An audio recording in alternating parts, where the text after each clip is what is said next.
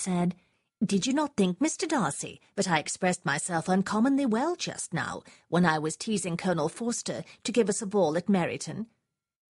"With great energy. But it is always a subject which makes a lady energetic." "You are severe on us." "It will be her turn soon to be teased," said Miss Lucas. "I'm going to open the instrument, Eliza, and you know what follows." "You are a very strange creature by way of a friend, always wanting me to play and sing before anybody and everybody. If my vanity had taken a musical turn, you would have been invaluable. But as it is, I would really rather not sit down before those who must be in the habit of hearing the very best performers." On Miss Lucas's persevering, however, she added, "Very well. If it must be so, it must."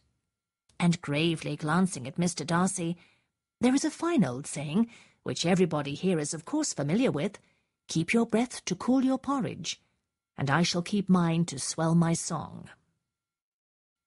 Her performance was pleasing, though by no means capital.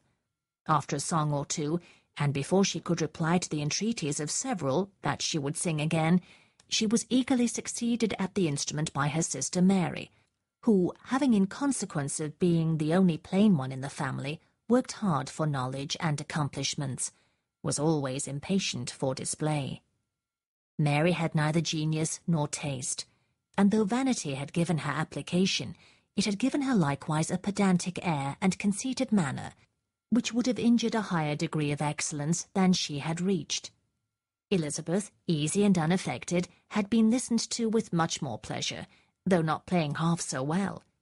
And Mary, at the end of a long concerto, was glad to purchase praise and gratitude by Scotch and Irish airs, at the request of her younger sisters, who, with some of the Lucases and 2 or 3 officers, joined eagerly in dancing at one end of the room. Mr. Darcy stood near them in silent indignation at such a mode of passing the evening, to the exclusion of all conversation, and was too much engrossed by his thoughts to perceive that Sir William Lucas was his neighbour, till Sir William thus began. "What a charming amusement for young people this is, Mr. Darcy.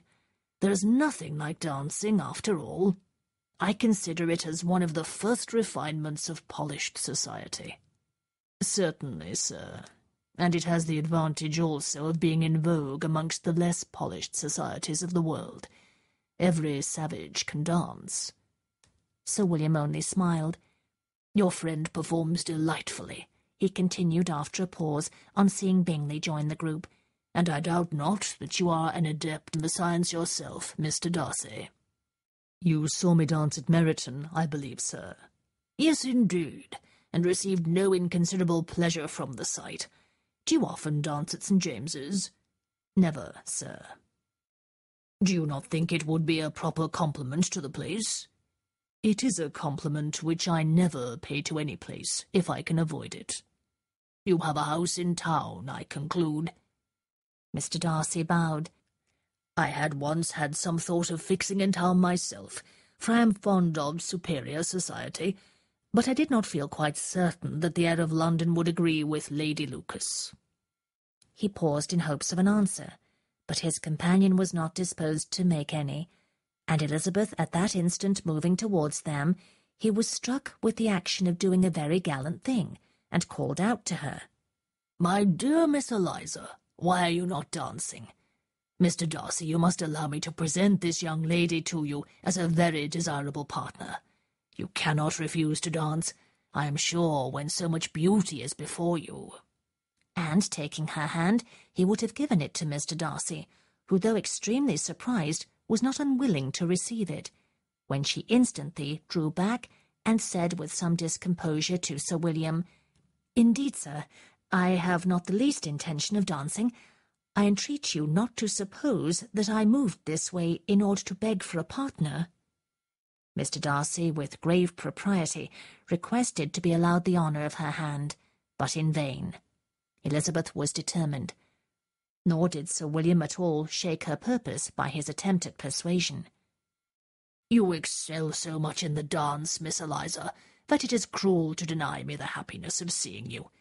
and though this gentleman dislikes the amusement in general, he can have no objection, I am sure, to oblige us for 1/2 hour."